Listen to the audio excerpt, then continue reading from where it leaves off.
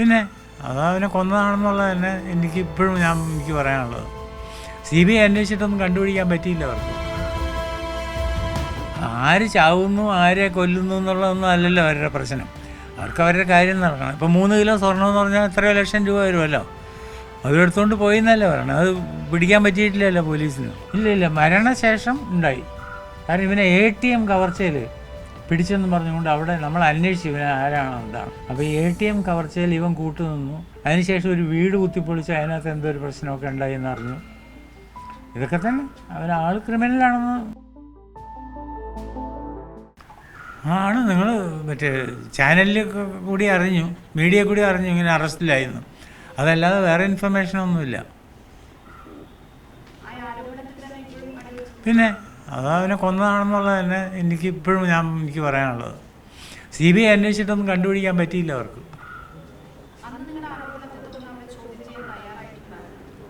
ഇല്ല, അത് നമ്മൾ മറ്റേ അപേക്ഷയൊക്കെ കൊടുത്ത് CBI വന്ന് അവർ ചോദ്യം ചെയ്തു എന്ന് പറയണു. അറിഞ്ഞൂടാ, റിപ്പോർട്ടൊക്കെ വായിച്ചു നോക്കിയാൽ അറിയാവും എങ്ങനെയാണെന്ന്. ആദ്യത്തെ റിപ്പോർട്ടിലൊന്നും കിട്ടിയില്ല എന്നാണ് പറയണത്. രണ്ടാമത്തെ റിപ്പോർട്ടും കൊടുത്തു. അതിനകത്തും പുതിയതായിട്ടൊന്നും ഇല്ലെന്നാണ് പറയണതായിട്ട്.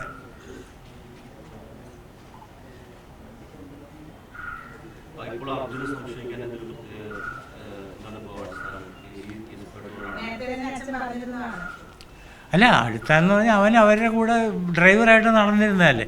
ധാരണ കൊണ്ടുവരണതും കൊണ്ടുപോകണതും ഒക്കെ ഡ്രൈവർമാരാണല്ലോ. അതുമാത്രമല്ല, അവൻ നേരത്തെ 1-2 കേസിൽ, ക്രിമിനൽ കേസിൽ പുള്ളിയാണ്. ഒരു ATM കവർച്ചയുടെ കേസ്, ഒരു ഭവനവേദന കേസ്, ഇങ്ങനെ 2-3 കേസുകളൊക്കെ ഉണ്ടായിരുന്നു അവൻ്റെ പേരിൽ.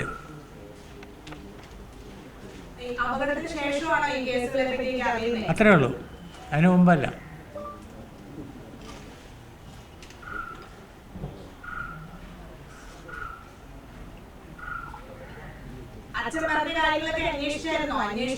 അറിഞ്ഞൂടാ അവരെന്തൊക്കെ ചെയ്തൊന്നും. ഒരു പേപ്പറൊക്കെ കൊടുത്ത് ഇങ്ങേർക്ക് പറയണ കുറച്ച് പാർഷ്യലായിട്ട് കുറച്ച് പേപ്പേഴ്സൊക്കെ കിട്ടി. കംപ്ലീറ്റ് റിപ്പോർട്ടൊന്നും കിട്ടിയിട്ടില്ല.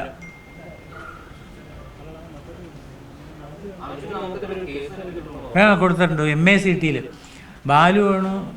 ബാലഭാസ്കറാണ് വണ്ടി ഓടിച്ചത്. അതുകൊണ്ട് അവന് 1,30,00,000 രൂപ കോമ്പൻസേഷൻ കൊടുക്കണമെന്ന് പറഞ്ഞ് MACT തൃശ്ശൂരൊരു കേസ് കൊടുത്തിട്ടുണ്ട്. 1 കോടി രൂപയാക്കി റൗണ്ട് ചെയ്തു 1.30 എന്നുള്ളത്. അതിപ്പോൾ നമ്മൾ എല്ലാ പ്രാവശ്യവും നമ്മൾ വക്കീലിനെ അയക്കുകയാണ്. കേസ് ഇങ്ങനെ ഓരോ പ്രാവശ്യം നീട്ടി വയ്ക്കുമ്പോഴേ നമ്മൾ പൈസയും കൊടുത്ത് വക്കീലിനെ അയക്കുകയാണ്.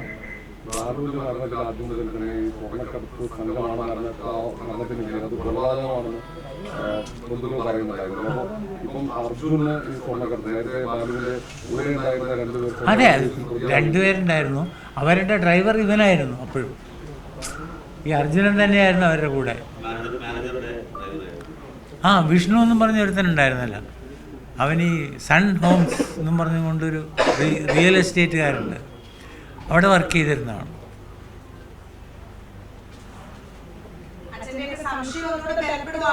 അതെ, ഭയപ്പെടാനൊന്നുമില്ല, നമുക്ക് യാതൊരു സംശയമില്ല കാര്യത്തിന്. അവർ തന്നെയാണെന്നുള്ള ഉറപ്പാണ്. വെറും സംശയമൊന്നുമല്ല. നടത്തിയെന്ന് അവർ പറയണു. നമുക്ക് ഇത് പറഞ്ഞു കേട്ടുള്ള അറിവല്ലേ ഉള്ളൂ. റിപ്പോർട്ടൊക്കെ കോടതിയിലല്ലേ കൊടുക്കുന്നത്. അപ്പോൾ വക്കീൽ പറഞ്ഞാൽ വലിയ കാര്യങ്ങളൊന്നും ഇല്ല അതിലെന്നാണ് പറയണത്. എങ്ങും തൊടാതെ ഉള്ളൊരു റിപ്പോർട്ടാണ് അവർ കൊടുത്തത് CBI. ഈ കള്ളക്കടത്ത് മാഫിയ ആരാണെന്ന് വെച്ച് കഴിഞ്ഞാൽ അതിൻ്റെ ഒരു വലിയ സംഘമാണ്. അവരെ സംരക്ഷിക്കാനല്ല അവനെന്തിനാണ്.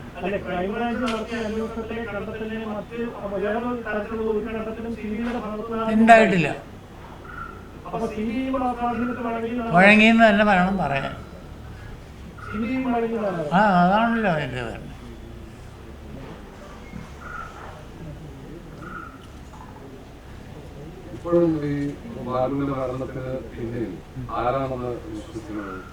വിശ്വാസം ഇവരൊക്കെ തന്നെ, ഈ സ്വർണ്ണക്കടത്തുകാരും അവരുമായി ബന്ധപ്പെട്ട ആളുകളൊക്കെ തന്നെ. പേര് പ്രത്യേകിച്ച് പറയാനൊന്നുമില്ല. അന്ന് പേര് നമ്മൾ പറഞ്ഞിരുന്നത് വിഷ്ണു, പിന്നെ വേറെ തന്നെ ഒരു തടിയൻ തമ്പി. ഇങ്ങനെയുള്ളവരൊക്കെ തന്നെ, അവരെയാണ് അതിൻ്റെ നേതൃത്വം. അത് കുറേ നാൾ അകത്ത് കിടന്നിരുന്നു, DRIക്കാർ പിടിച്ച് അകത്ത് ഇട്ടിരുന്നു. ഡൽഹിയിൽ നിന്ന് അതിനുള്ള ഓർഡറൊക്കെ വന്നു. ഇപ്പം പിന്നെ ജാമ്യം എടുത്തു, ജാമ്യത്തിലാണ് അവർ രണ്ടുപേരും. അത് ജാമ്യം അവരുടെ വക്കീൽ രാമൻപിള്ളയാണ്, ദിലീപിൻ്റെയൊക്കെ വക്കീൽ. അവർ വലിയ പുള്ളികളാണ്.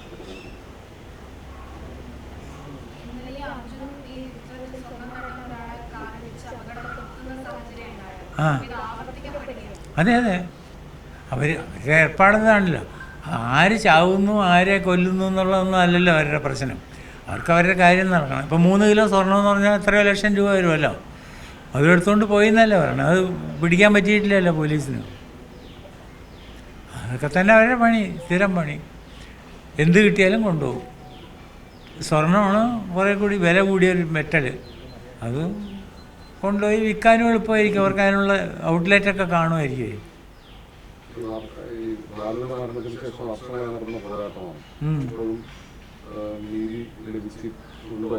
ഇല്ല, എവിടെ നീതി എവിടെ ലഭിക്കണേ? ഒരു നീതി ലഭിച്ചിട്ടില്ല. ഇങ്ങനെ പോവുക.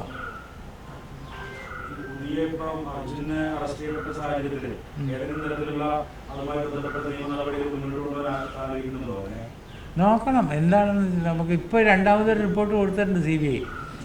അത് വന്നു കഴിഞ്ഞിട്ട് പോകണം, എന്തെങ്കിലുമായിട്ട് പോകണം.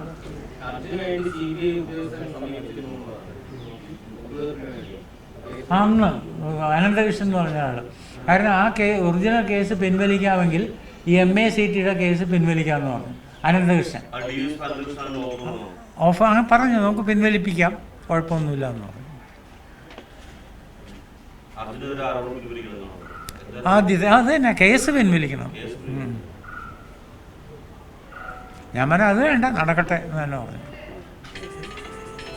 അവരുടെ സംസാരത്തിൽ നിന്ന് ഇവൻ കൊടുത്ത MA CT കേസ് ഞാൻ തോറ്റു എന്നുള്ള രീതിയിലാണ് സംസാരിച്ചത്.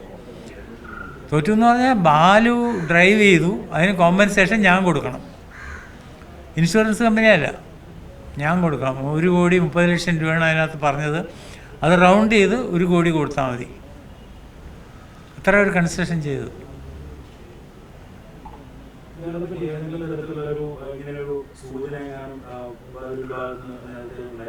ഇല്ല, മരണശേഷം ഉണ്ടായി.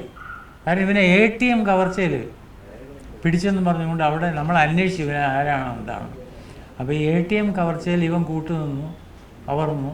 അതിനുശേഷം ഒരു വീട് കുത്തിപ്പൊളിച്ച് അതിനകത്ത് എന്തോ ഒരു പ്രശ്നമൊക്കെ ഉണ്ടായി എന്നറിഞ്ഞു.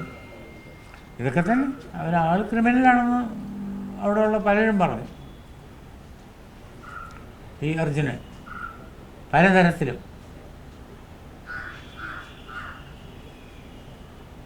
അപ്പം എന്തൊക്കെയാണ് അവൻ ചെയ്തിട്ടുള്ളതെന്നുള്ളതിനെ കുറിച്ച് നമുക്ക് വേറെ വിവരം. നമ്മളെ ഇൻവെസ്റ്റിഗേറ്റിംഗ് ഏജൻസി ഒന്നും അല്ലല്ലോ, അതിൻ്റെ ഇൻവെസ്റ്റിഗേറ്റ് ചെയ്യാനുള്ള പവറും ഇല്ല. നമ്മൾ ഈ അന്വേഷിച്ച് അറിയണ കാര്യങ്ങൾ മാത്രമേ ഉള്ളൂ, ഒതൻറ്റിക് അല്ലല്ലോ ഒന്നും. അതിന് തെളിവ് എവിടെയെന്ന് ചോദിച്ചാൽ എൻ്റെ ഇല്ല.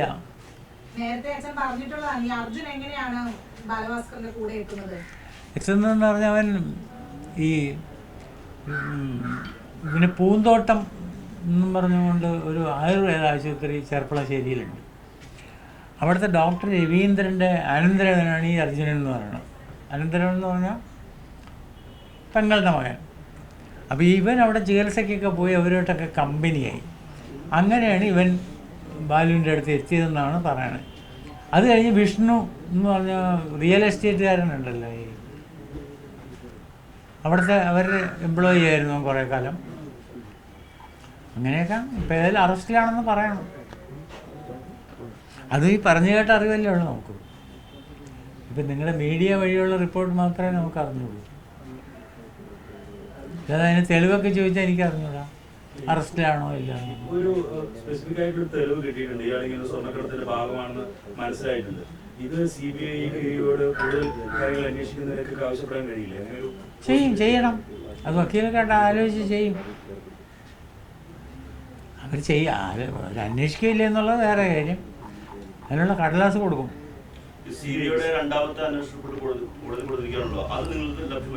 ഇല്ല, നമുക്ക് കിട്ടിയില്ല, മുഴുവൻ കിട്ടിയിട്ടില്ല. കുറച്ച് ഒരു പാർട്ടേ കിട്ടിയിട്ടുള്ളൂ എന്ന് വക്കീൽ പറഞ്ഞു. അത് തന്നെ, പഴയതിൽ നിന്ന് വലിയ വ്യത്യാസമൊന്നുമില്ല. ആർക്കും താല്പര്യമില്ല എന്നതിലൊന്നും. ഇല്ല, പരിഗണിച്ചുകൊണ്ടിരിക്കണോ അതൊന്നും പറഞ്ഞ് റിപ്പോർട്ട് അവർ അക്സെപ്റ്റ് ചെയ്തിട്ടൊന്നുമില്ല കോടതി.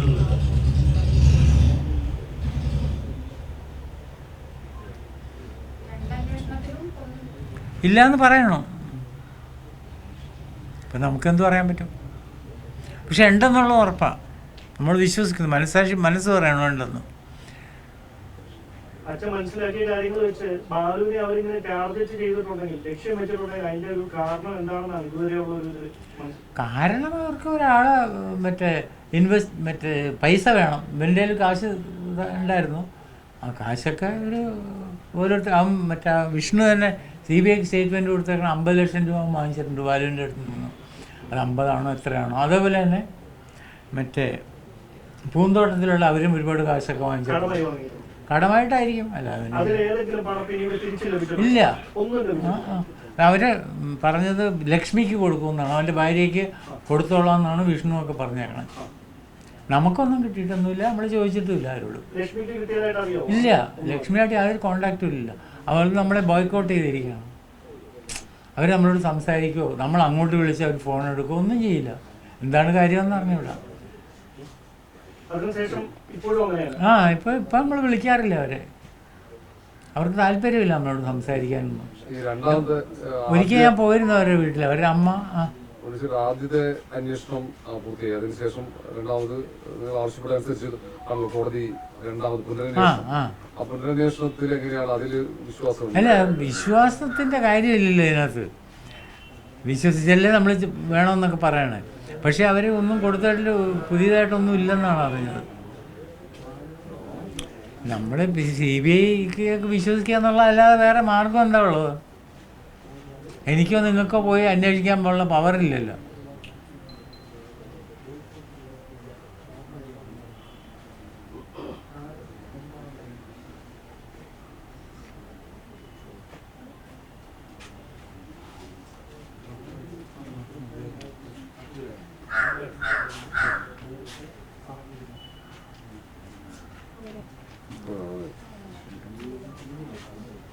ഇത് വെളിയിൽ വരുമെന്ന് വിശ്വസിക്കാം, അല്ലാതെ ഇപ്പം എന്ത് ചെയ്യാൻ?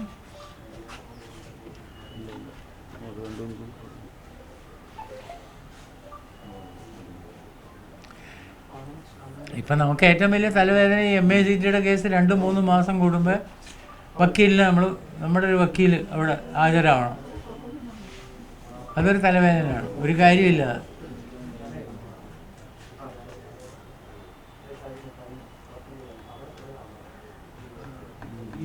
ഭാര്യ ഇതിന് ശേഷം വേറെ ബന്ധമൊന്നും നിങ്ങളുമായിട്ടില്ലാത്തത് എന്തുകൊണ്ടാണെന്നുള്ളതിന്റെ കാരണം എന്ത് പറയാനാ?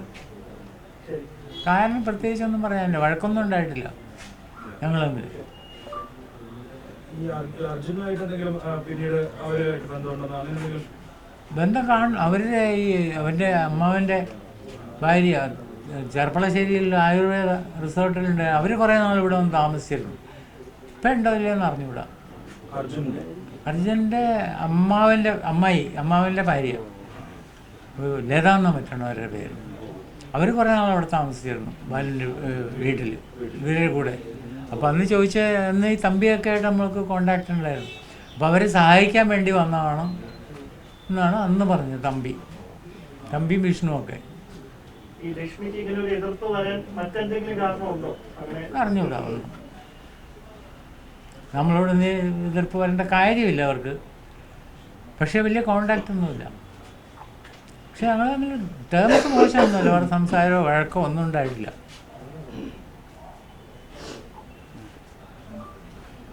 പിന്നെ അവർ കല്യാണം കഴിച്ച സമയത്ത് നമ്മൾ വലിയ കോപ്പറേഷൻ ഒന്നും ഇല്ലായിരുന്നു. പക്ഷെ ഞാനന്നും പോവുമായിരുന്നു.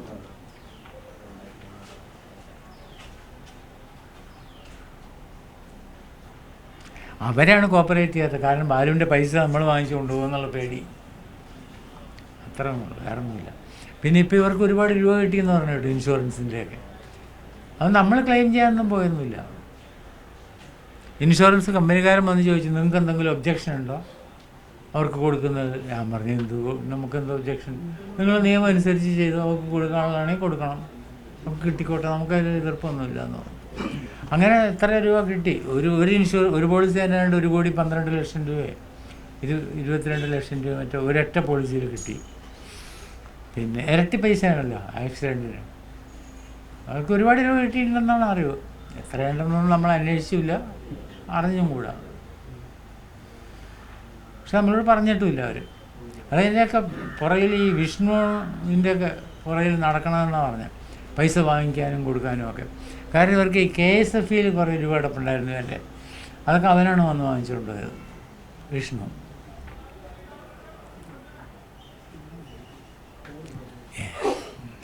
ഏതായാലും നമുക്ക് പോയി നമ്മുടെ മോൻ. അവർ ഞാൻ അറിഞ്ഞത് വട്ടിയൂർക്കാവ് ഏരിയയിൽ തിട്ടമംഗലം എന്ന് പറഞ്ഞ സ്ഥലത്ത് അവരുടെ ആങ്ങളയുടെ കൂടെയാണ് താമസിക്കണമെന്ന് തോന്നുന്നു. ഏയ് ഞാൻ കണ്ടിട്ടേ ഇല്ല.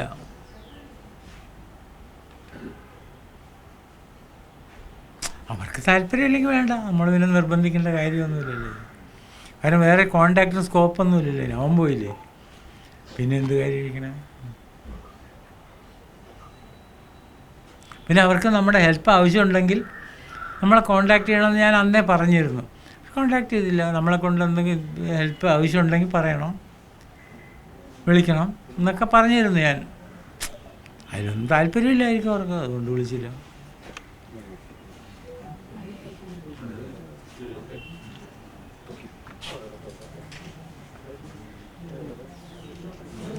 ഈ MACTയുടെ കേസ് നമുക്കൊരു തലവേദനയാണ് കേട്ടോ. ഒരു കാര്യമില്ല, ബാലുവാണ് ഓടിച്ചത്, അതുകൊണ്ട് ഞാൻ 1 കോടി രൂപ കൊടുക്കണം എന്നൊക്കെ പറഞ്ഞ് അവൻ കേസ് കൊടുത്തപ്പോൾ നമ്മൾ കൂടെ കോടതിയിൽ നമ്മൾ വക്കീലിനെ അയക്കേണ്ട ഗതികേടാണ്. ആ കേസ് ഇങ്ങനെ മാറ്റി വെച്ച് പോവുകയാണേ. പക്ഷെ അങ്ങനെ കേസേ ഇല്ല വാസ്തവത്തിൽ, കോടതിയെ സ്വീകരിക്കാൻ പാടില്ലാത്തതാണ്. എന്ത് ചെയ്യാനാ? ഏറ്റവും പുതിയ വാർത്തകളും വിശേഷങ്ങളും വിരൽത്തുമ്പിലറിയാൻ സീ മലയാളം ന്യൂസ് എല്ലാ ഡിജിറ്റൽ പ്ലാറ്റ്ഫോമുകളിലും ലഭ്യം.